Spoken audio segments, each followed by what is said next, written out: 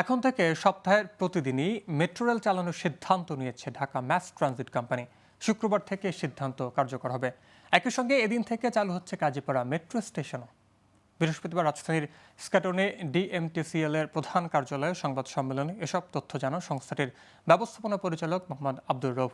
তিনি বলেন, দীর্ঘদিনের যাত্রী চাহিদা মাথায় রেখে শুক্রবার ট্রেন চালানোর সিদ্ধান্ত নেওয়া হয়েছে। শুক্রবার মোট ট্রিপ চলবে 60টি। অন্যান্য দিন মেট্রো রেলের ট্রিপের সংখ্যা থাকে 198টি। মেট্রো রেলের কাজীপাড়া স্টেশন চালু করতে খরচ হয়েছে 20,50,000 টাকা। তবে আপাতত বন্ধ থাকছে মিরপুর 10 নম্বর স্টেশন। দ্রুত সময়ের মধ্যেই তা চালুর কাজ চলছে জানিয়ে আব্দুর রউফ বলেন, এ মাসে এখন পর্যন্ত মেট্রো রেল থেকে 20,67,03,591 টাকা আয় হয়েছে।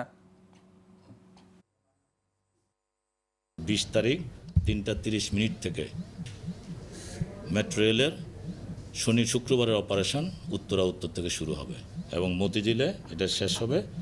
এখন শুরু হচ্ছে আমাদের 7 দিনের মেট্রো রেলের যাত্রা। আমরা কাজীপাড়াটা চলাচল উপযোগী করেছি। এটাও আমাদের উপর একটা চাপ ছিল, কারণ লম্বা সময় লাগতো। আমরা একটু মিনিমাইজ করে এনেছি, কারণ মানুষের প্রত্যাশা দ্রুত সেবাটা যাতে মানুষ পায়।